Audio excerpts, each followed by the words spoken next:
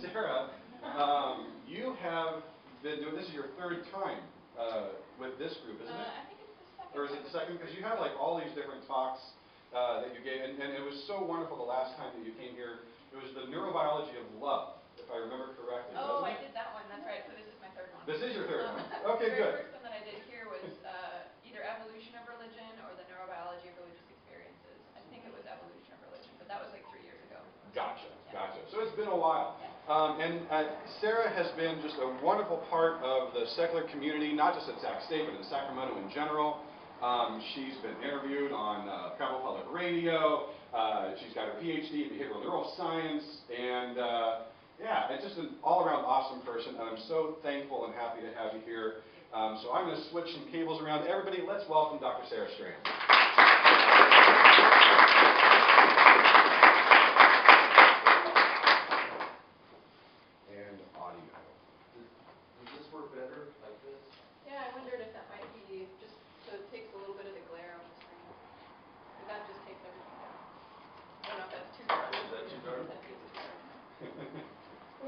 As long as it's standing in the way.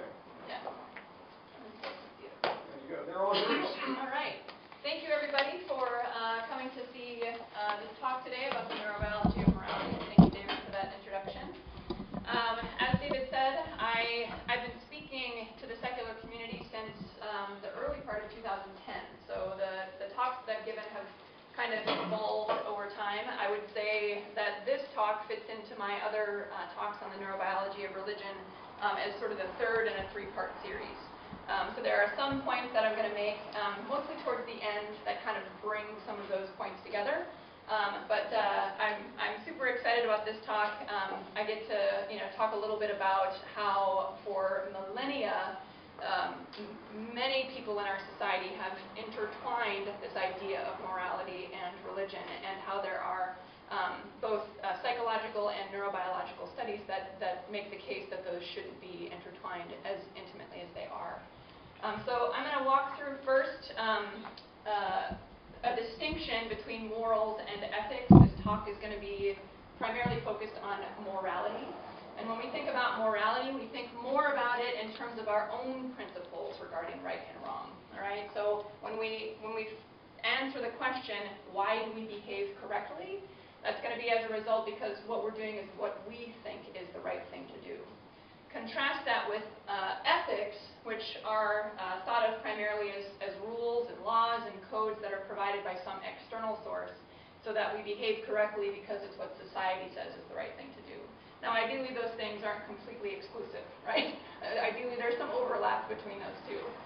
But when we're talking about making moral decisions, which often happen sort of quickly in snap judgments, it's not likely us scanning through the catalog of the moral code of our society, and rather thinking about it in terms of what our own values are. So as I said, I'm going to primarily focus on the moral part of the picture in this particular talk.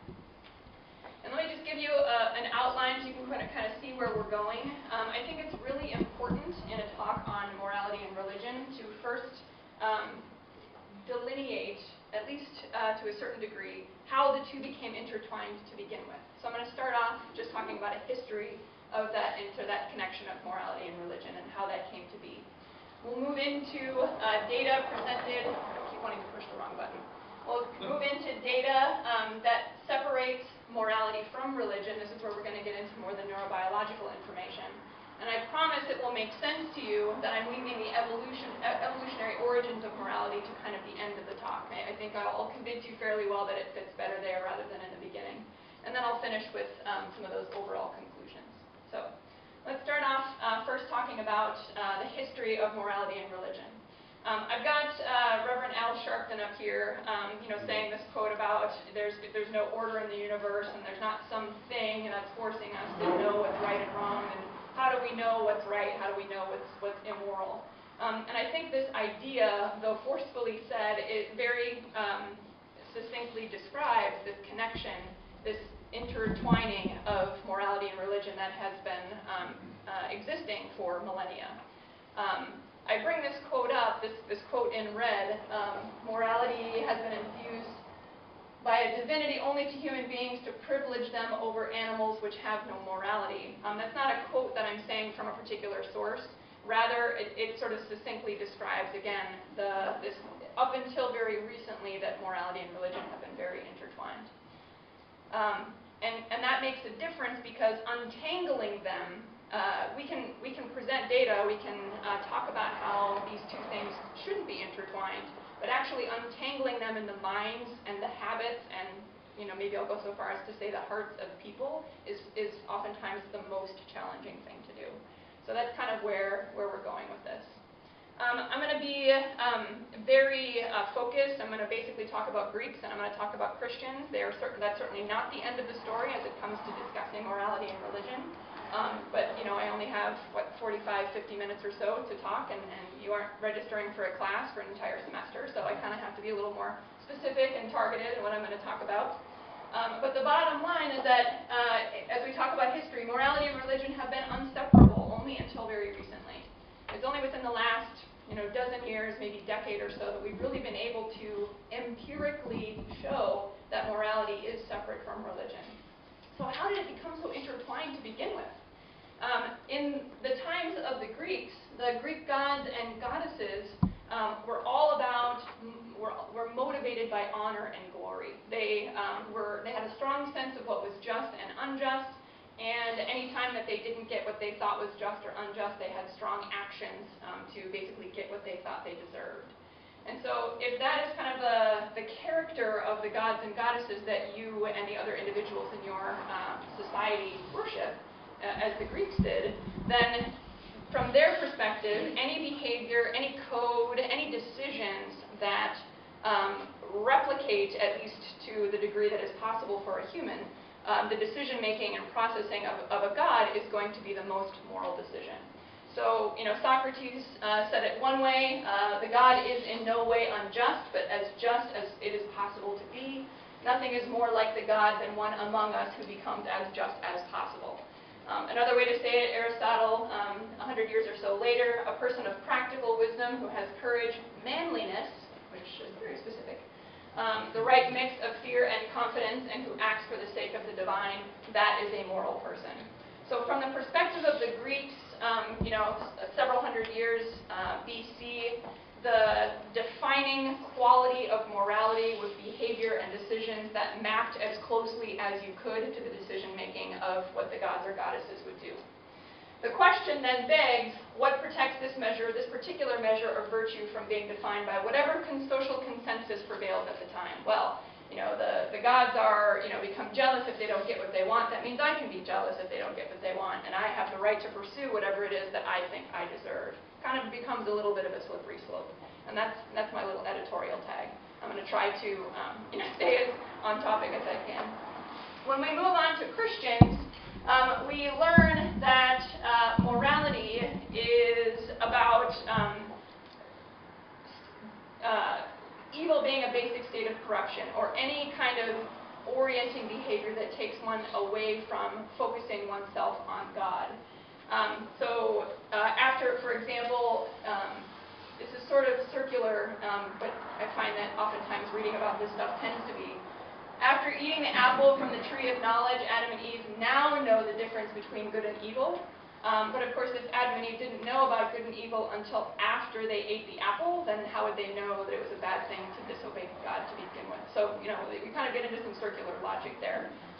But what was important about Christianity is that instead of having an understanding of the gods and trying to replicate one's own behavior and moral choices after the gods, the Christians got the rules of conduct directly from God, right? There were these two tablets that outlined commandments on how to worship and treat God, and also how to treat and behave towards one another. That was just rules of conduct that were handed directly down from God.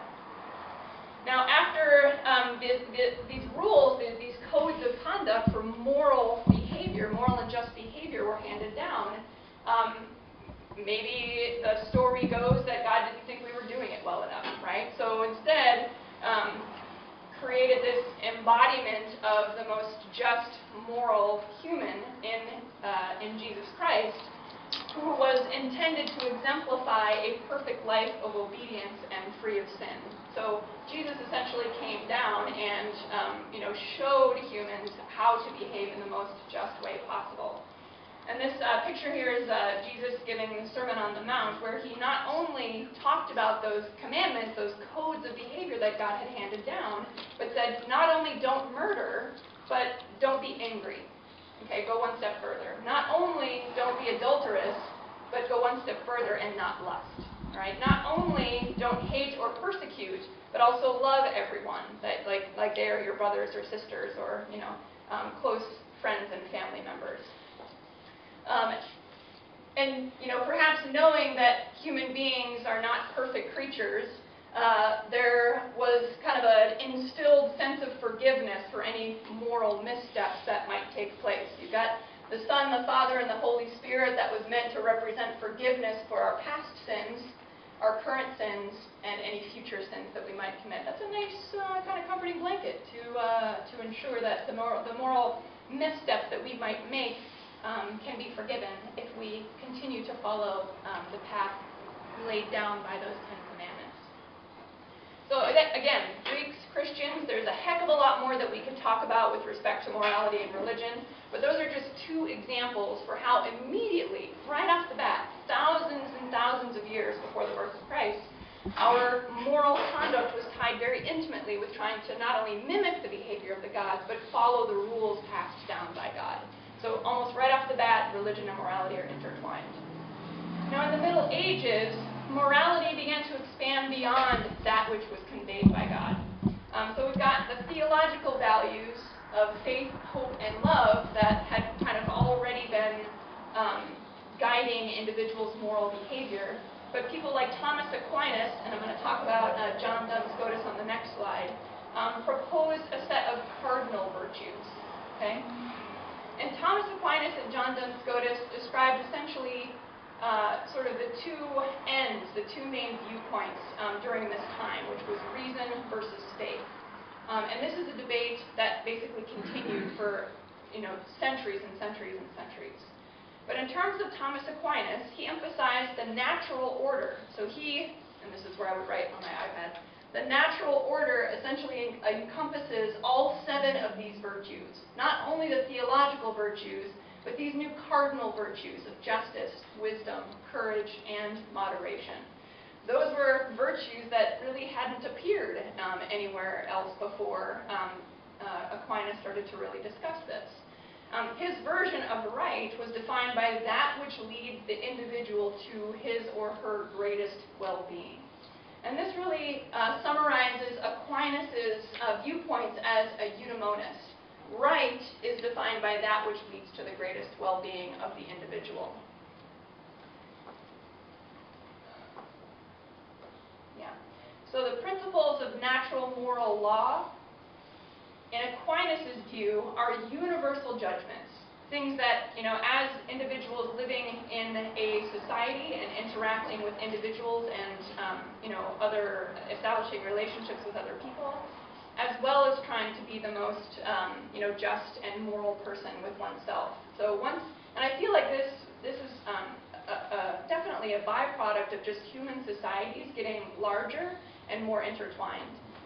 In the Middle Ages, societies certainly weren't as large as they are today, but there was certainly a greater degree of cooperation happening. And so whatever moral codes existed needed to incorporate the behaviors that one would morally exhibit towards others of our society. Quick question. Of course. On your eudaimonis Yeah. definition, right is defined as that which leads to the greatest well-being of the individual. So we're not focusing on the society, but on the individual? That's a good question. So I'm going to elaborate a little bit more on that when I get to Duns Scotus, as well as the additional scholars after the Middle Ages. What Aquinas was essentially saying is that the natural law encompasses both theological and cardinal virtues, and that it's really about, it's less about just following the laws that God had passed down, and more about trying to live, to use sort of modern terminology, the most authentic, purposeful, kind life towards yourself and towards others, if that makes sense. So a switch in emphasis from virtue ethics to doing what's best for the individual. In Sort of a situation. In Aquinas' view, it was more about sort of rational thought to try to rationalize and think through what's going to be the best behavior. That doesn't answer your question very well. Let's talk more about this. Okay, well, I'll hold off. Yeah, that sounds good. I want to kind of put a flagpole down right now to talk about Aquinas was the first to introduce the double effect. We're going to talk a lot more about that when we get to the neurobiology section of the talk. The double effect is a moral principle that describes a positive act that a person might perform that results in a harmful side effect. So, we're going to elaborate on this a little bit more once we get to that second section. But there are some sort of rules that enable a particular positive act that results in a harmful side effect to be justified or forgivable as long as these certain criteria are followed. So I'm going to elaborate more on that in the next few slides. But Aquinas is really the first to bring that idea forward. Now, kind of the flip side of that coin, it might be a little too strong in language to say the flip side of the coin, but John Duns Scotus was definitely not a eudaemonist. He didn't think that pursuing the highest degree of well-being was what was most important. He and other scholars like him used what are called the two affectations of free will to decide what was more moral versus less moral in terms of our behavior and decision making. He elaborated that advantage was an inclination towards one's own happiness, one's own advantage, and that justice is an inclination towards what's universally good, even if it's not necessarily personally good. So advantage versus justice. Advantage focuses on one's own happiness, whereas justice focuses on what's universally good, even if you yourself don't experience any positive benefits of it. And so his definition of what was moral is that at any time you were ranking justice over your own personal benefit, you were behaving in a moral way. Any time that you weighed what was universally good against what was good only for oneself, you were behaving immorally. So ergo, sin is the ranking of advantage over justice. Anytime you choose a behavior or a moral decision that ranks your own personal benefit over the universal good for society or your fellow man, then that was a definition of the sin. He also talked about how morality isn't a single set of codes of conduct, that it can actually be variable, that it can actually change depending on certain circumstances. The specific examples were things like there may not be a moral code of conduct when you're dealing with a person's property if that person doesn't actually have any property. So, I mean, some of the details of that particular aspect of the moral conduct essentially introduces flexibility. That's why I bring it up here. So the specific details of Scotus's description of what constitutes moral behavior essentially allowed for some flexibility for different people to be able to follow different moral rules. And that was very different from what Aquinas had suggested, that these five virtues, or these 7 virtues, are the virtues that are required in order to engage in moral behavior. Okay, and this particular debate, this reconciling the authority of reason, those cardinal sins, and the authority of faith, those theological virtues, was the focus of this debate, these philosophical ideas, basically for the next 600 years. And what emerged is a camp arguing that reason is the foundation of certainty of knowledge rather than experience, and another camp that reasoned that experience is the foundation of certainty of knowledge rather than reason. So let me talk about these a little bit more. I've got top-down and bottom-up there, so I want to talk about that a little bit. The top-down process, I skipped over some of the stuff. No, I didn't. Okay. The top-down process describes that according to philosophers, we first reason ourselves toward a moral position, and then even if it does not involve, invocations of God or, higher power, it's still us reasoning first what would be a moral decision and then making that actual decision, making that actual choice. So we start with sort of a mental, cognitive process, and then that flows top down to a manifestation of our behavior. Whereas empiricism, and I'll talk about that in a second, the bottom-up process rather instead reasons that we kind of have a gut response in a given moral decision-making process. We sort of have this inability to articulate why we lean towards certain moral decisions versus others. And it's that sort of gut-level behavioral decision first that then shapes what we think are moral, just codes of conduct. So that's more the gut-first, kind of bottom-up process. And what I want to point out is that I've got empiricism and experience right next to each other. When we think of empiricism and experience in modern scientific language, we don't think of those two things going together.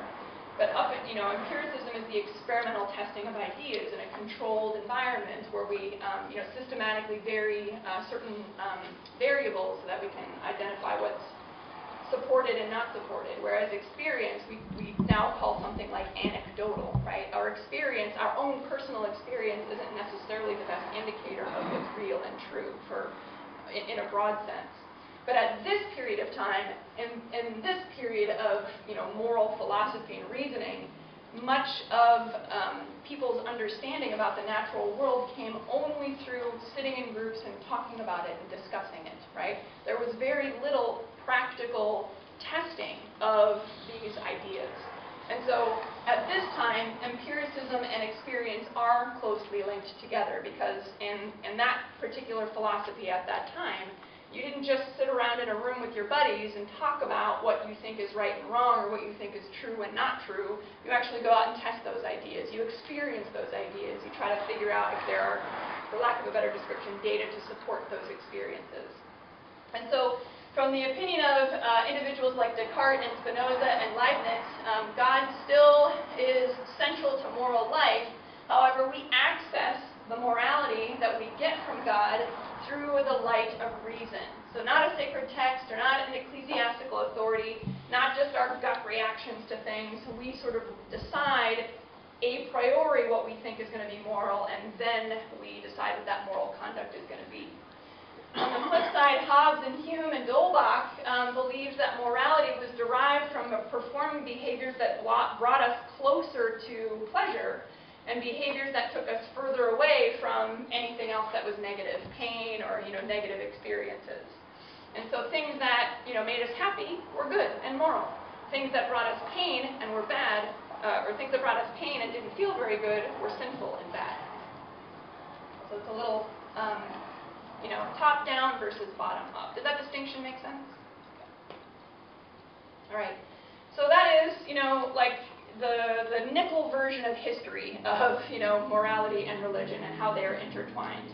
And what I want to talk about next is that if we are to actually go with that idea, that our morals have come from a text or a set of codes of conduct that were given to us by the gods, then the actual moral decisions that we do make would be a heck of a lot harder to explain.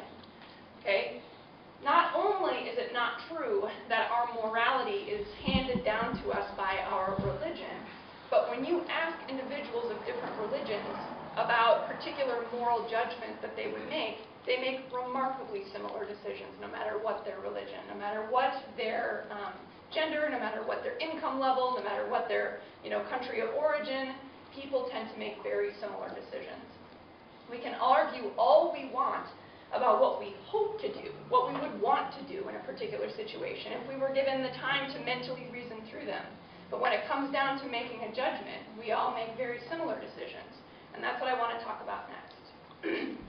So Has everybody here heard of the trolley problem or the series of scenarios suggested by the trolley problem? Yeah, these were a really elegant set of questions that enabled us to distinguish between these three moral sort of principles, these moral rules. So here's that double effect again. But first let me tell you what these scenarios are. So we've got Judith Thompson down there. Judith didn't come up with these trolley problems. They were actually originally proposed by a woman who was talking about abortion and the doctrine of the double effect in an Oxford review. So this kind of gets into the, killing, that's actually the name of the article, killing, letting die, and other kinds of moral decisions. But she sort of took those trolley problems and started to discuss them based on the context of these three principles of moral distinctions. So just to get everybody on the same page, what's happening in this first picture is that there's a train coming down the tracks, and if that train is allowed to continue, it will run over 5 people that are tied to the tracks. But there's a switch here that can cause the train to turn directions, and if that train turns directions, it will run over 1 person. And the question is, you are the person at the switch. Do you let the train continue on its way, or do you flip the switch and divert the track to any other direction? That's scenario number 1. In scenario number 2, same sort of thing, train barreling down the tracks, about to hit 5 people. But in this scenario, you and a very large man are on a bridge, and if you push that man off the bridge so that he lands on the track, he is large enough to stop that train and save those people.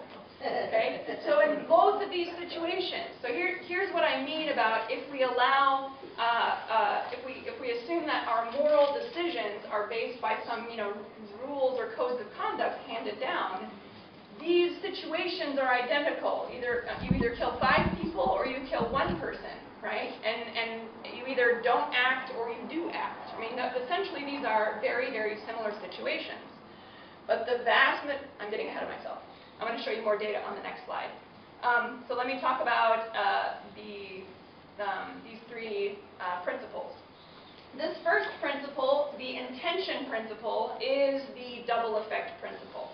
This is the principle that says it's less permissible to intend to cause harm than to cause harm by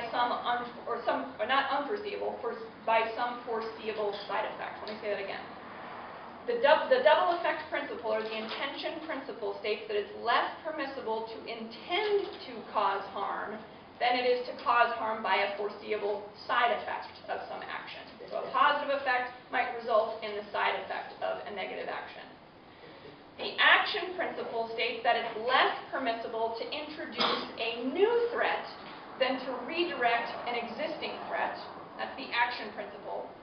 And then the contact principle is that it's less permissible to cause harm via direct physical contact than by an indirect means. Okay? We're going to talk a lot more about those 3 things. But those 3 principles are very nicely illustrated in the decision-making process one would make about what you would do in that particular decision. So Mark Hauser is a psychologist he used to be at Harvard. I don't think he's at Harvard anymore. But for many, many years, he's had this website up. It's called the Moral Sense Test. And it's really hard to read that link. But if you want to take the Moral Sense Test, you can write this link down. It's http://moral.wjh.harvard.edu. moral.wjh.harvard.edu.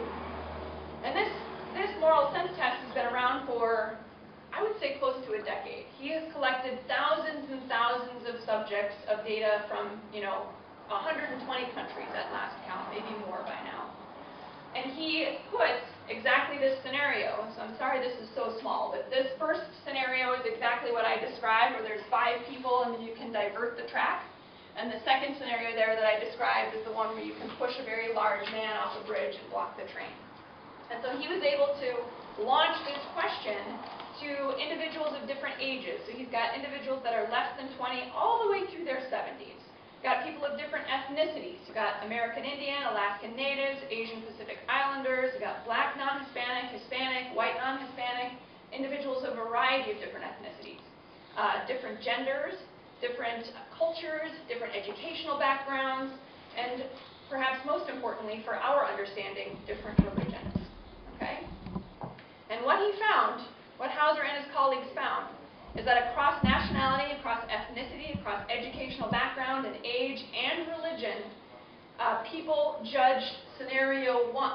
What just happened? You went back to start. I did go back to start, but only on that screen, not this screen. Okay. Hello again. How are you doing? Here we go. Overwhelmingly, people of all of those different attributes chose scenario 1 as being substantially more permissible than scenario 2. I mean, we're talking on average 85% of people indicating that scenario 1 is more permissible, and on average around 15% of people saying that scenario 2 is permissible. We're not ranking them. We're not saying 1 is more than 2. We're just saying, would you do this? Would you, in scenario 1, flip the switch? Or in scenario 2, would you push the man off the bridge? Okay? The vast majority of people, no matter what their characteristics, think scenario 1 is substantially more permissible than scenario 2. So what can we make of this information? What's the start again? I don't know what's happening. You know what's happening? And then set the first slide again. Next slide, it goes back to the first one. After she touches. So if I go back and then forward again, and then it comes back. It's very strange. So let me go forward again. Oh, there it is. Okay. There it is. Yeah, fixed it. No, this is, I'm doing it again. Oh, sorry. I know, it's a little confusing. So I'm coming back to these moral distinctions again. So as I said, people of all of these different characteristics overwhelmingly chose scenario 1 as being more permissible than scenario 2.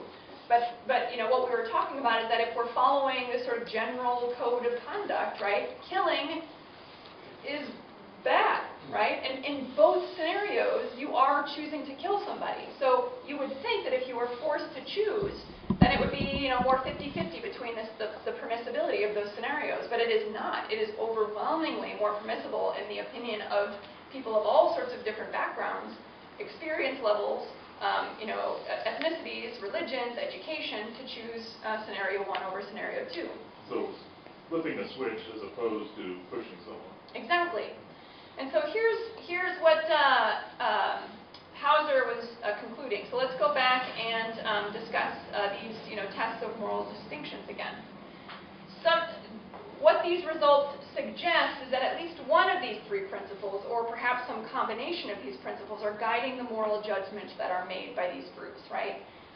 The intention principle, that it's less permissible to intend to cause harm than to cause harm by a foreseeable side effect, right? This first one does not invoke that intention principle. You are not intending to cause harm. You are causing harm by a foreseeable side effect. You are flipping the switch to try to change the track to save some lives, and in the process, someone else has to die. Versus willingly pushing somebody off the bridge in order to save the other people. So the intention effect indicates that if you're doing something positive, saving 5 lives, that has a foreseeable consequence, then that is more justifiable. The action principle states that it's less permissible to introduce a new threat than to redirect an existing threat. So this guy, I mean, he looks pretty happy, right? He's just like hanging out on the bridge, maybe dancing to a song, you know, whatever, and suddenly, boom, he's on the track. Whereas this one, there's less, you know, actual new threats that are introduced into the situation. The dude is just throwing a switch and trying to save some lives, right? And then the last principle, the contact principle, it's less permissible to cause harm via direct physical contact than by indirect means. So this one is talking about the direct contact, whereas this one is more indirect. So they very elegantly sort of identify these different moral principles. So what's an example of the contact principle? This guy, pushing this guy off the bridge, contact. I thought that was the action principle. Well, they're not mutually exclusive. Yeah, they're all kind of at work in different ways. What is the difference between the action principle and the contact principle? Well, one part of the action could be actually physically pulling the switch. So But the that is action. the intention principle. When we pull a switch, that's the intention principle. Nope, the intention principle indicates that you intend to cause harm Okay. versus doing So what are something. you doing in the intention principle? What are What action are you, if you choose the intention principle, what do you do? You shouldn't think about it in terms of an action. It's all about what your intention is. And I will certainly elaborate on that in future slides. So Okay, we'll so the talk action more about the principle specific is- intention principle on future slides. But the action, thank you, the action principle is that you are doing some action and it doesn't necessarily involve contact. This one here, the action of pushing somebody off the top of the bridge results in contact. So they're not necessarily mutually exclusive. Does that make sense? Yes. Okay. All right, so what I wanted to comment on is that for scenario 2, individuals can clearly justify, so this one where you're pushing somebody off the top of the bridge, individuals can clearly justify their moral judgment by invoking the action principle and the contact principle. But what's interesting is that when you ask people to explain why they think scenario 1 is so much more permissible, they can't really articulate that the justification for their moral judgment lies in omission. Not doing something seems less permissible than actually doing something that, even though one of the side effects might be unintentional. Okay, so one of the additional findings that Hauser and his colleagues, I didn't mention this on the previous slide, hopefully it doesn't go back to the beginning. I've highlighted this young woman, Leanne Young. Her data is what I'm going to be talking about with respect to the temporal parietal junction. But what he identified is that individuals that had received some kind of moral philosophy training, and this is just not, training might be the wrong word, but basically just education in moral philosophy, were much better able to articulate why they were making decisions versus people who didn't have that moral philosophy. But the important thing is that it still didn't change their decisions. They still tended to make very consistent decision-making in each of these different trolley situations. They were just better able to articulate it. So as we are in this particular topic, I want to move on to talking about this temporal parietal junction. Now, part of the reason why I considered this talk as sort of fitting in with some of my other talks is that, especially in the neurobiology of religious experiences, this temporal parietal junction, which is also called the angular gyrus, is a key player in our understanding of how we experience neurobiological or religious experiences. And in this situation, Leanne Young, so I have a website here, bloggingheads.tv. This video is where Leanne Young is being interviewed, kind of in a face-to-face interview. So watching her being interviewed, you can sort of get a little bit more information about her thought process and kind of the history of her work than watching TED Talks or reading her articles. But what she was stating is that this area, this junction at the lobes of the parietal lobe and the temporal lobe, is active when thinking about the mental state information of others. Okay, so we have this thing called the theory of mind, where we are able to understand where an individual is at in terms of their thinking or their feelings, what they might be doing, even if we ourselves aren't experiencing what they are experiencing. This seems pretty straightforward. We're gregarious social species. It makes evolutionary sense that we would be able to do this. And yet, there is a part of the brain that, I mean, there's several parts of the brain, but this particular part of the brain seems to be active when you are actually thinking about the mental state information of others. But it's not just any social information, right? So the temporal parietal junction is active when thinking about people's intentions, what they intended to do, what they intend to think or say, their beliefs and their desires. But that particular area is not active when thinking about other kinds of social information. In particular, how do people look? Are they tired? Are they hungry? Are they grumpy? Or any of the other dwarves in Snow White, right? So what seems true about this particular area of the brain is that it's very specific to thinking about the mental states of others. And this is the area of the brain that Leanne Young decided to investigate more fully when asking questions about the intentionality, this double effect happening in some of our moral decisions. So in this TED Talk that she gave, I think the talk is called The Brain on Intention, given back in maybe 2010, 2011, you can look it up. But she basically presents two scenarios. In this first scenario, this girl thinks that she's pouring sweetener into her friend's coffee or tea, but instead she's actually pouring poison. And the result is that friend dies. In this situation, the attempt situation, the girl thinks she's pouring poison into her friend's coffee or tea, but instead it's sugar and the friend doesn't die. And so the question is, which of these is more morally permissible? In one, a person dies, and in the other, a person does not die, but the intention sure was for that person to die. And the intentional harm, most people would say that the intentional harm, even though it didn't result in actual death, is much worse than the accidental death that the person didn't intend. Most people would say that this first one is more permissible than this second one.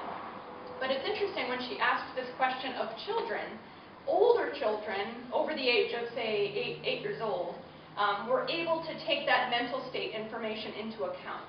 They were able to understand that, okay, even though the friend died in this situation, this girl didn't intend for that person to die. Whereas in this other situation, there wasn't a horrible side effect, but the individual certainly intended for there to be a horrible side effect. But children that were younger than less than 7 years old found it really hard to let people off the hook for those accidental harms. They were focused more on the result. And the same things in autistic kids who have deficits in that sort of theory of mind, where they're trying to understand people's mental states. They don't really think much about others' intentions, and they also focused more on what the actual end result was, death in the accident and no death in the attempt. And what she saw when she was asking the question, is there a neural signature of that intention, that, examining other people's intentions, she was looking at this, the RTPJ, but this is the right temporal-parietal junction, and she found that individuals that had a low RTPJ response tended to assign more blame in the instance that was accidental. So the death that resulted by accident. However, if they had a high RTPJ response, then they ended up placing less blame on individuals that experienced died as a result of accident. It wasn't bilateral? Okay, so that's a good question. The right and left side of the brain have different functions, obviously. But the right, in terms of the temporal parietal junction, the left side has more to do with our sort of sense of self and our personality, and even sources like language centers are sort of in that area. Whereas the right side, it tends to have a different set of functions. So it's not as though there isn't a left side temporal parietal junction, but the function appears to be slightly different. So, and that's not completely uncommon. I mean, right, when we talk about language, we know that language is on the left side of the brain.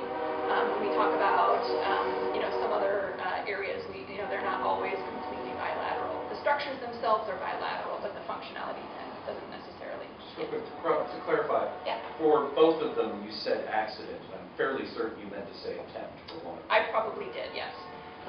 So let me say this over again. Right, exactly. Right. So there's more activity correlated with moral judgments made by accidental harms. So more activity correlated with moral judgments made about accidental harms. In other words, they're more likely to result in forgiveness when you've got more activity. So they're essentially saying less blame in the case where the individual thought that they were giving sugar, but actually resulted in death. And what's RTPJ? That's the right temporal parietal junction. That's that area of the brain that's either active or less active. Is that a response to the thought experiment or just generally Yes. high activity? Yes. So she had individuals that were essentially in an fMRI machine and looking at these pictures and asking them to identify what's more morally permissible, what's less morally permissible. And what she found is that individuals that tended to say that the accidental harm was more permissible than the intended harm ended up having more activity in their right temporal parietal junctions versus less activity in this area if they failed to take that intention into account and focused more on what ended up resulting. And the people who have the low RTPJ would be your young children or autistic children. Well, we're about to learn on the next slide that some psychopaths have low RTPJ function as well. But yeah, so the autistic children and then children that are young enough to not really be able to take that theory of mind into account tend to have less activity when making decisions at that age. Any other questions that I can clear up? Are children psychopaths? Yes. Yes, Could they be. are. But I'm going to use this picture instead. I'm going to use that picture instead, at least for these purposes. Okay, so what I've got here is kind of what I'm trying to sort of make a higher, a 2x2 table of that intentional versus attempted and accidental versus neutral, that sort of thing. So Leanne Young, again, this time went to a medium security prison in Wisconsin, and she gave both criminal psychopaths and criminal non-psychopaths a paper pencil survey. And this paper pencil survey identified 48 different scenarios that increased in terms of their moral permissibility,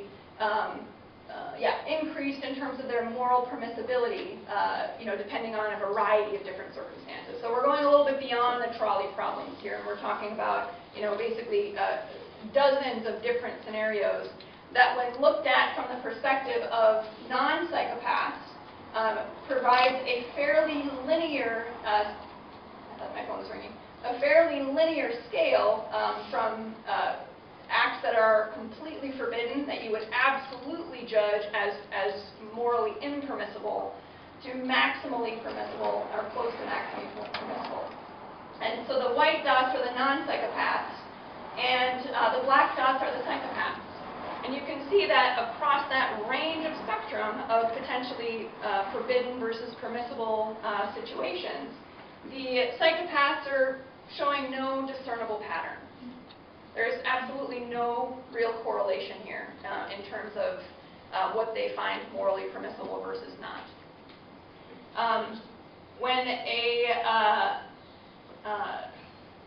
When those set of intentional harms, so individuals that intended to harm, harmful intention, harmful outcome, so the next thing they were given, I think it was a 25-point survey, a 25-point scale, that also divided into several different morally permissible categories.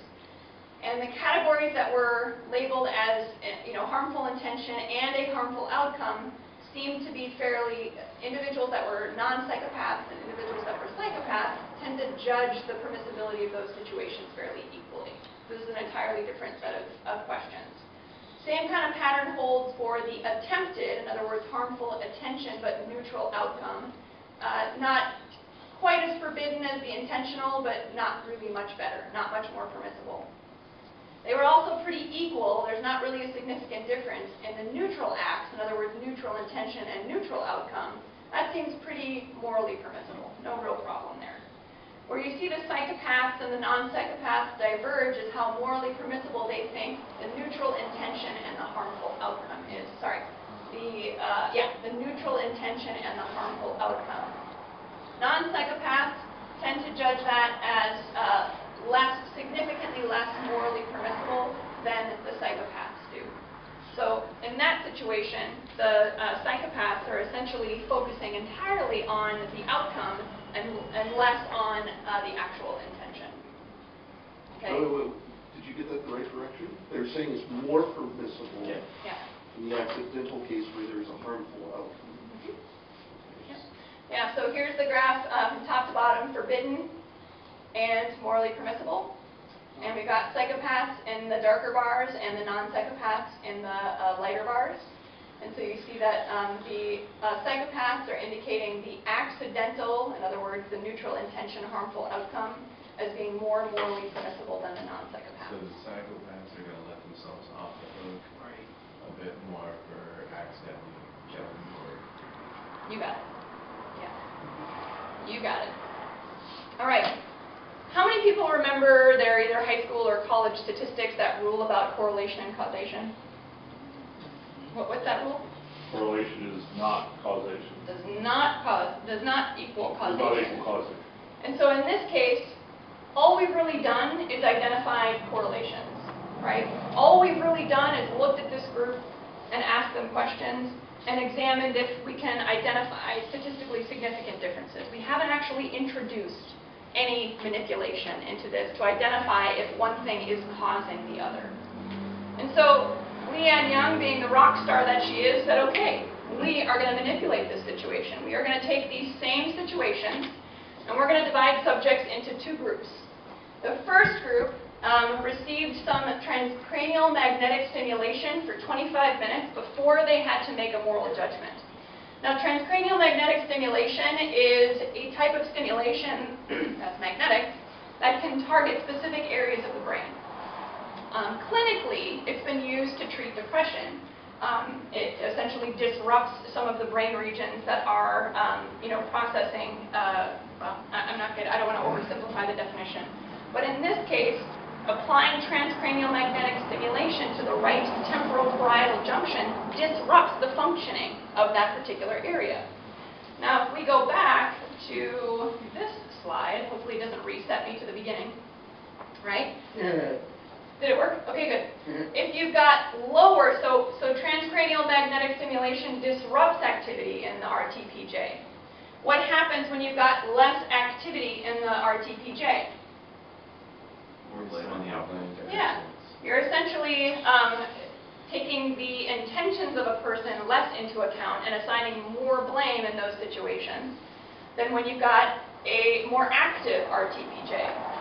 And so let's see if that translates. If the activity of the RTPJ is disrupted so that it becomes less active, is that going to impair or at least alter the moral judgments that individuals are making? Now, as I said, in experiment 1, the TMS was applied for 25 minutes before a moral judgment, and we're essentially seeing that individuals that received the transcranial magnetic stimulation are shown here in the gray bars, and individuals that are receiving controlled TMS, in other words, TMS, but just not to the RTPJ, are showing fairly similar judgments in terms of moral permissibility in all three of the categories, with the exception of the negative intention and neutral outcome. So this graph is set up a little differently. We've got neutral outcome as these first two groups, and the negative outcome as these last two groups. But the negative belief, in other words, the intention is negative, is listed here in this second set of bars. So in the group of subjects that received TMS to their temporal parietal junctions for 25 minutes before a moral judgment was made, tended to judge those negative intentions, neutral outcome situations as more morally permissible than individuals that didn't, or that received TMS to a different location. And the same kind of thing happened if you applied TMS for a very, very short period of time, 500 milliseconds. During the course of making that moral judgment, the same pattern of results appears. So not even for 25 minutes, we're talking 500 milliseconds. Same kind of pattern appears. So equal permissibility in terms of the neutral belief, neutral outcome, neutral belief, negative outcome, negative belief, negative outcome. But again, we've got people making decisions that indicate that they are more morally permissible if they're receiving that disruption, that kind of inactivation of the temporal parietal junction right at that moment that they are making that decision.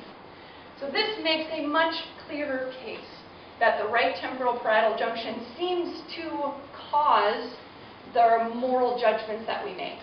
If we have less activity in that right temporal parietal junction, whether experimentally introduced through transcranial magnetic stimulation, or endogenously, simply as a result of whether we're autistic or a psychopath or less than 7 years old. Let's just lump all those into the same category. And then we tend to, I got an applause for that one.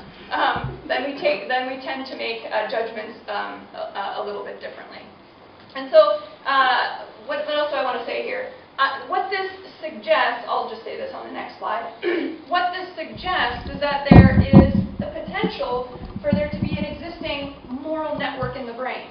When we take this information about the right temporal parietal junction and we combine it with the fact that when we experience decreased activation in the ventromedial prefrontal cortex as well as the corpus callosum, those also led to the ratings of attempted harms as being more morally permissible. We've also got information indicating that the connection between the amygdala and the orbital frontal cortex listed here, that when that connection is, actually those studies haven't been done, but the connectivity between these two brain regions do show some correlation with some of the moral judgments that we might make. The amygdala feeds forward information about the good or bad of actions that we are doing or that we are perceiving in others to that green region here, the orbital frontal cortex, to facilitate our decision making. And so it's entirely possible when we're making these moral judgments that there are a variety of brain regions that are contributing to our categorization of the moral permissibility or the moral forbiddenness of particular judgments. So this is, these are relatively newer, I guess 2010, at this point they're almost 7 years old and 10 years old. But this is a relatively newer area of inquiry, this idea that we are collecting evidence for a moral network in the brain that is common among individuals of different religions, among different ethnic backgrounds, different education levels, different genders, all those characteristics that Hauser was able to identify and experimentally show that they made similar moral judgments. So now, can I agree that separation of morality and religion is at least, plausible? I didn't think you guys would be a hard group to argue that point with. But I'm preparing a course for Sac State on the psychology of religion, and I think I'll have a bit more of a mixed group, and so I'm, trying to, set up my arguments in a way that are convincing. I think that we can start talking now about what those potential evolutionary origins of morality are. That even though for millennia the idea of morality and religion have been intertwined so intimately, we have established that there is at least solid evidence to suggest that those two shouldn't be so intimately connected. And if we can establish a biological explanation for our moral decision-making processes, then we can start to talk about the evolution of that biological network. In my animal behavior class, I talk about behavior from a proximate perspective and an ultimate perspective. The proximate perspective is what we just did. That's trying to explain behavior, in this case, moral judgments, moral decisions, from the context of mechanism. What are the cells? What are the hormones? What are the brain regions that are responsible for a particular behavior? We've answered that question, or at least started to address that question. But ultimate level questions have to do with evolution. What's the adaptive value of this behavior? What is the phylogenetic history of this behavior? Did our ancestors have moral behavior? Did the earliest common species in our phylogenetic tree, before it started branching off and creating these other organisms, did they express moral behavior? We can start to actually answer those kinds of questions when we allow for the idea that our morality didn't come from religion. And so I got some quotes here from de Waal regarding some of the evolutionary origins of morality. Franz de Waal is a primatologist. And actually, this is a Darwin quote up here, written in The Descent of Man. Even Darwin said, any animal endowed with well-marked social instincts would inevitably acquire a moral sense or conscience as soon as its intellectual powers had become as well developed as in man. The supposition here is that if you're going to live in a social group, if part of your adaptive value, part of what helps you get your genes into the next generation is being a well-accepted member of a social group, there is likely some selective pressure to be nice to your people in your social group. There is likely some selective pressure that increases the frequency of traits that are pro-social and decreases the frequency of traits that are more pathological, right? That doesn't completely eliminate those possibilities, but the balance of the frequency of those traits in the population are likely going to skew more towards those pro-social behaviors than it would towards some of the other behaviors. And I love this quote by DeWall: "Monkeys and apes, just like us, strive for power, enjoy sex, want security and affection, kill over territory, and value trust and cooperation. Yes, we use cell phones and fly airplanes, but our psychological makeup remains that of a social primate. Even the posturing and deal-making among the alpha males in Washington is nothing out of the Beautiful quote. And that's from 2010. Good timing for that. Yes, exactly. Furthermore, if we're going to talk about the evolutionary advantageous benefits of moral behavior, we can talk about selection, not at an individual level, but group level. Group selection refers to a mechanism of evolution in which natural selection acts at the level of the group instead of the maybe traits that are selected that are beneficial for the group as a whole, even if it's not necessarily advantageous for the individuals. And this, of course, is going to be more evident in social structures where the individual's survival is contingent on having a healthy, stable social group. Okay? So individual altruists, in other words, individuals that engage in behaviors that are beneficial towards other without ever expecting any benefit in return, may be less fitful than non-altruistic behavior. However, groups of altruists are more fit than groups of non-altruists.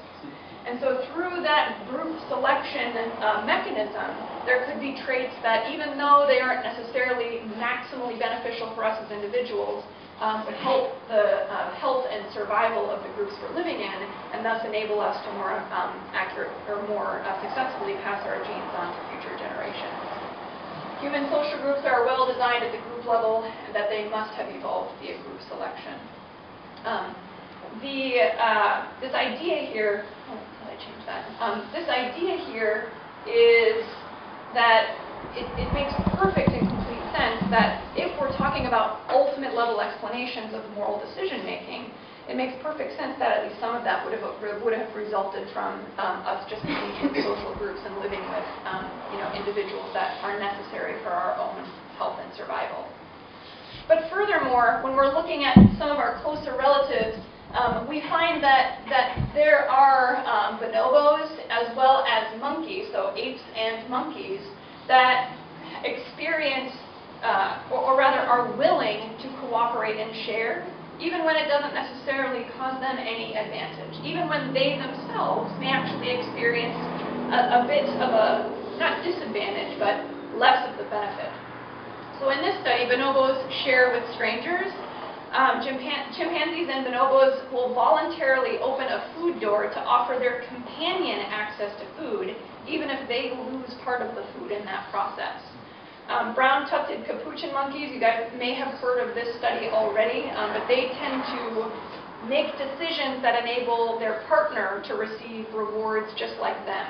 So when given a choice between monkeys were trained to take tokens, one color token equated to a food reward just for them, but selecting a different token equated to a reward not just for them, but also for their partner. And overwhelmingly, these capuchins are choosing that more pro-social token. And it's not necessarily more submissive animals that are choosing to share, but they find that dominant members of this capuchin groups tend to be more likely to engage in that sharing behavior. So I have this video that I want to play, which hopefully I may have to actually exit and play it. But this particular video talks about the cooperation. It's only about 2 minutes. Talks about the cooperation between, am I running out of time? I just looked at the time and it looks like... You're okay for another 10 or 15? Another 10, okay. And then I'll be pretty much done. The cooperation between two capuchins is that they work together to solve a task, but what ends up happening is that the individual, I shouldn't spoil it for you. Here, let me just play it. You guys see that okay? You need to switch it to the other screen. Oh, I do. Oh, there you go. Yeah, just back. You want to turn off just the front light for this? Yeah. Oh, I don't have the volume? Yeah.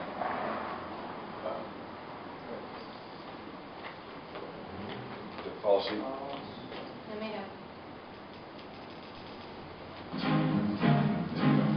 Okay, let me press the door. Virgil has the nuts, but knows he covers a pot of hazelnuts and the flint that's needed to open the lid. You need both to get a nut, but they're separated by a see-through barrier. Vulcan has the rock, but can't reach the nuts. Virgil has the nuts, but knows he can't eat them without a rock.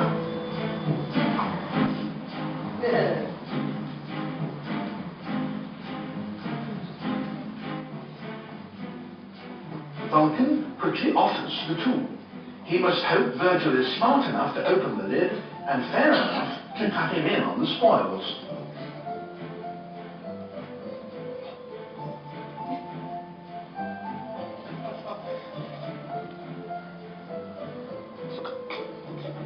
Virgil is struggling.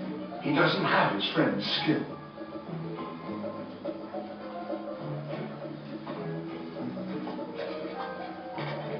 And Vulcan is getting impatient.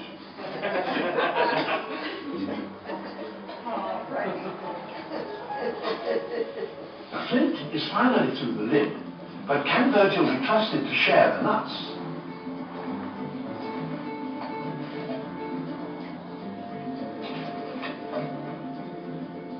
With Vulcan out of reach, it must be tempting to take the lot.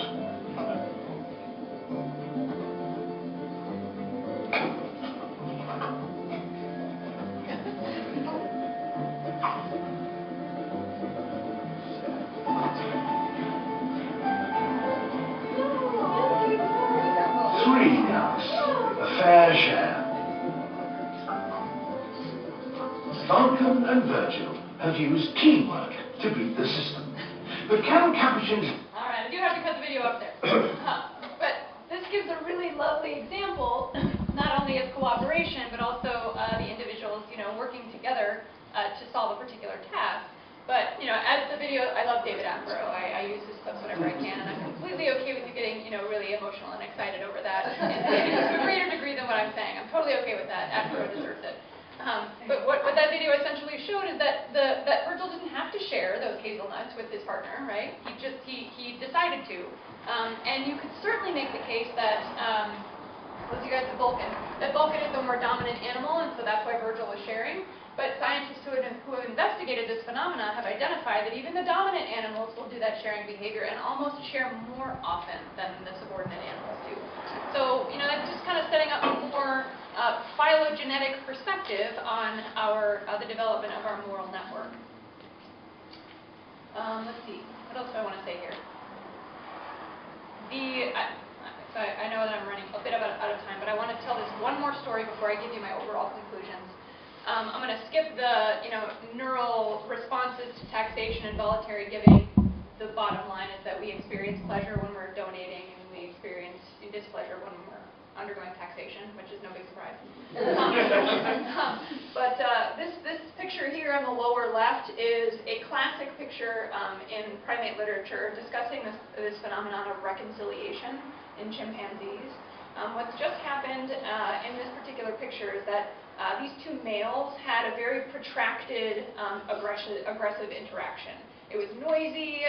It was these two males that were at a zoo. The challenged male on the left there fled into the tree. And what happened about a few minutes after this altercation took place is that he was approached by his opponent, who then offered him his open hand. And within seconds of that picture being taken, offering him that open hand, the two males actually had a physical reunion. They kissed and embraced and they hugged, and then they climbed to the ground and groomed each other. So this kind of, this is called reconciliation. It's a very well-established phenomenon in chimpanzee literature. And it's a tough thing to track because you have to first record an aggressive interaction and then you have to follow them for a period of minutes to see what they do. But this is something that happens pretty frequently in chimpanzees. So, we could talk about this being moral. We could talk about this being simply a byproduct of our pro-social, the increase in frequency of pro-social behaviors in our environment as an evolutionary advantage. But I think ultimately what this is building towards is... No, that one was yours. It was his... Told you that one was yours. Ultimately, this is building towards the idea that not only can we separate morality from religion, not only are there proximate explanations to this separation, in other words, we can identify brain areas, we can identify psychological responses that support this, but this evidence also suggests that there's ultimate explanations. There's adaptive value and phylogenetic explanations to this separation of morality from religion that is a byproduct of us being social primates and living in a social society. So what do I want to say for overall conclusions here? I think I can say this pretty safely in this group. I might not necessarily say this if I were in more of a mixed group. You don't need religion to have morals. If you can't determine right from wrong, then you lack empathy, not religion. This is not a terribly original quote, but I think it's still relevant. And I think that in terms of sort of what direction, what I want to leave you with, I mean, this is designed as sort of the end of this three-part series, right? Science can tell us a lot. Science can tell us the way things work or what kind of animals we are. Science can tell us how our behavior is shaped by our experiences and our social groups and why our morality looks the way it does. We can answer those questions with science. But to jump from that to providing meaning and direction for one's life doesn't always work for all people. So science won't provide hope about life after death. We haven't, at least not yet, reached the point where we know what happens after death. Science can't give people the meaning of life. Scientists live, breathe, eat, sleep science, and they love science, and sometimes that's the meaning of their lives. But scientists still have social needs. Scientists still like friends, and have kids, and do those things that are related social primates do as well. We are not. It is a bit like herding cats sometimes, but we are not completely devoid of that need for social connection, right?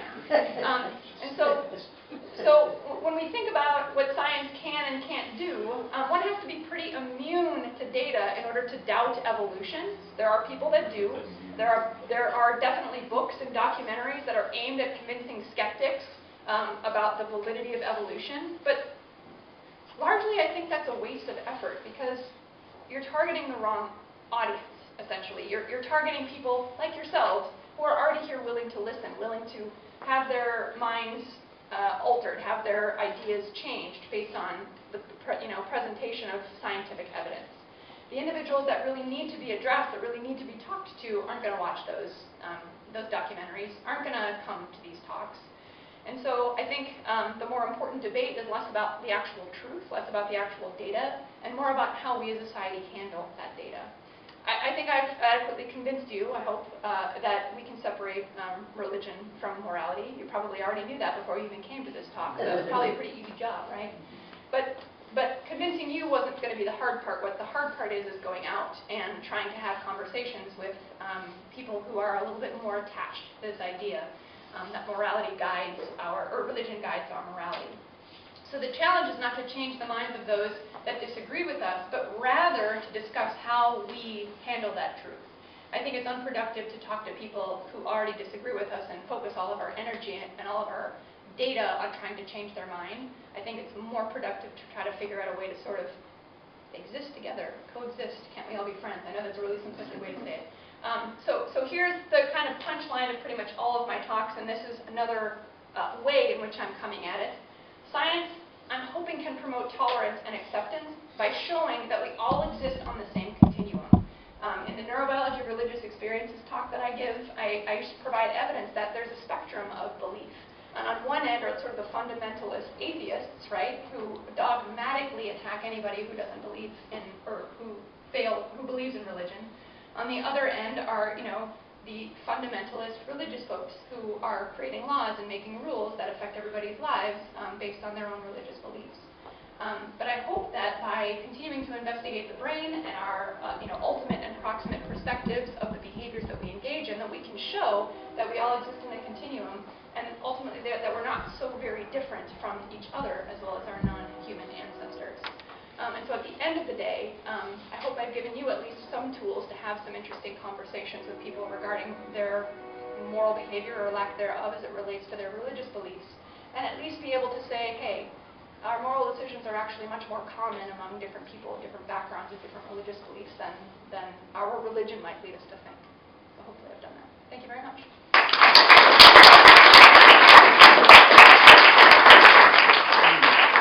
And now we finally can understand the 6-year-olds. I think that's fantastic. Right? Thank you. You're welcome. You're welcome. We have maybe just a couple minutes for sorry. some questions, but no, that was great. Don't apologize. That was wonderful. So who's got a couple questions? Andy, you're our first one. I did have a question about your dot spread graph there about psychopaths versus non-psychopaths. Okay, let me see if I can find it. And you said that there didn't seem to be any correlation, to be any real pattern in there. But did this take into account the pretty well-known thing that psychopaths know how to answer test questions? They become good at. That's a good point. They become good at. So I look at the low, and I think these are the guys who know how to answer questions and are giving the expected response. These data points down here. I look at the low ones, and then I just look at, and then if you can weed those out, it just looks like a phase shift higher. So the normal people have a progression, but if you weed out the low points, you would see the weight of the graph is just a phase shift higher for the psychopaths. It's possible. That's certainly an interpretation, and I don't know if this particular graph underwent statistical analyses to determine that there really was no correlation. That's something that I could dive into the paper and examine. But here's what I see when I look at this data. See, all of these as being maximally permissible. That starts at scenario 11 and persists with 1, 2, 3, 4, 5, 6, 7, 8, 9, 10, 11, all the way to what the other individuals had indicated was most permissible. And so I think those results, even if you can make the case that there's a phase shift, I think those results are certainly going to pull the statistical significance of just a higher positive correlation. Their net threshold is lower. Their what? Their net threshold is lower. I'm not sure. Yeah, I'm not sure. It's a good point, and I have to go back to the original analysis in my paper to answer for sure. I think when you pointed at that graph, what you mentioned was that they are more random or unpredictable, which, I mean, looks that way. That it is a phase shift. They're making that prediction set where they find the accidentals much more permissible. Yeah. So, I mean... And even if that is the case, we could still make the case that this is a statistically significant difference. Right? The moral permissibility of a non-psychopath is here.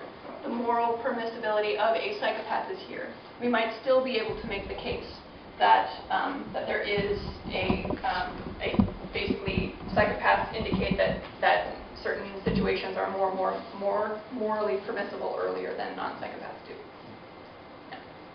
All right. And who else? I saw some other. Yeah, go ahead. You show this 4 brain regions that's in the moral network. Yeah. I don't count the corpus callosum. That's involved in it. I know. Yeah.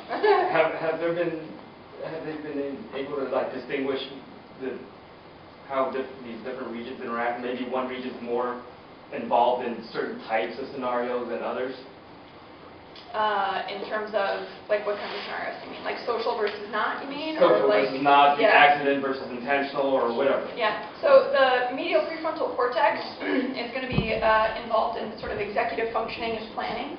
And so, all of those scenarios that we talked about addressed intention in terms of what they wanted to have happen, what they were planning to have happen versus what actually happened. So that is likely an explanation for why that particular brain region is involved.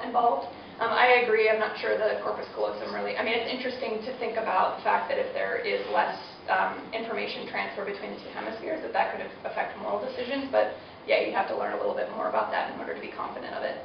But other than those two things, I'm not sure if there's I'm thinking only social versus non. But are you thinking of other situations that you think might?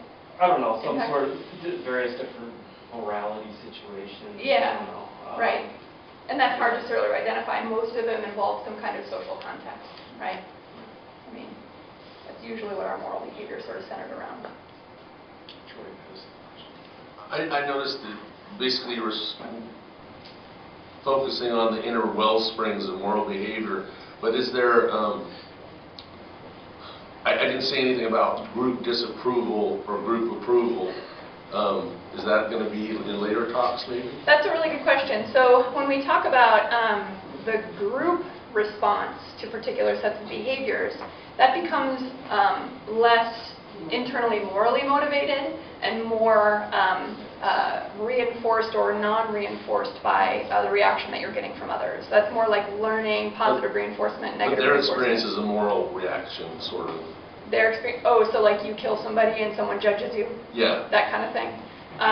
That's a good question, but I think again, it would be less a discussion about that person's morality, they killed somebody and didn't feel bad about it, and more about, oh, perhaps this was the wrong thing to do, more about learning and positive reinforcement and negative reinforcement in particular situations. I think you could make the case that behavioral changes as a result of external approval or disapproval are different than behavioral changes that result from morality.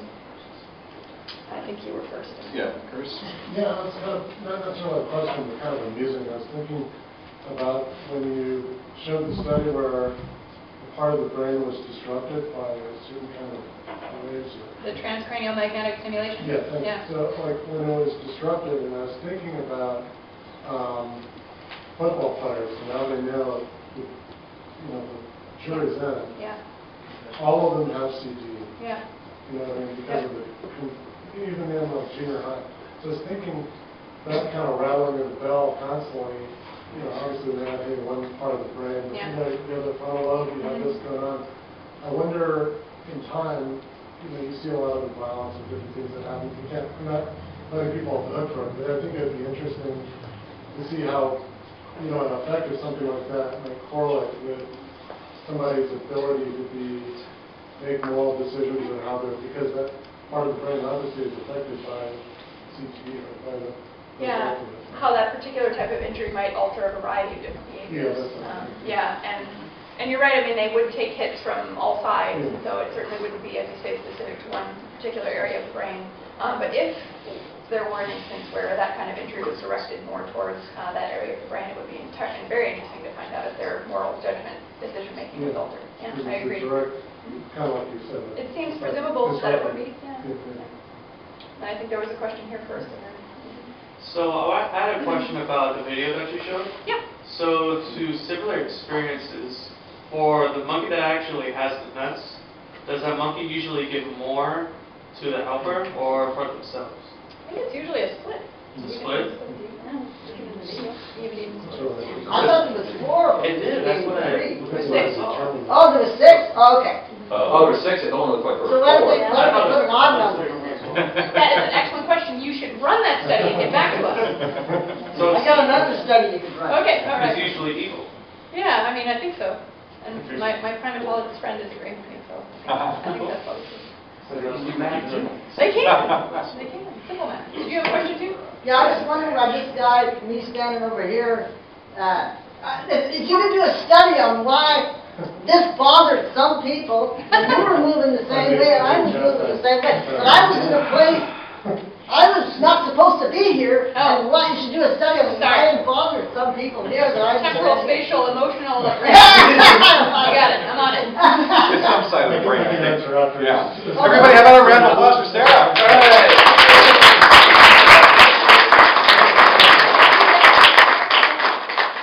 Sarah, this absolutely nondescript bottle of something is for you. I'm here. Not at all. How hungry are you? I'm giving you 100% of it. I could have kept half of myself. True, you could have. So you're welcome. Again, everyone, I want to thank you all for coming out. I especially want to thank Freedom for getting the wine and all of the yummy snacks that are over there. And please eat them up before you Please do that. Thank you so much.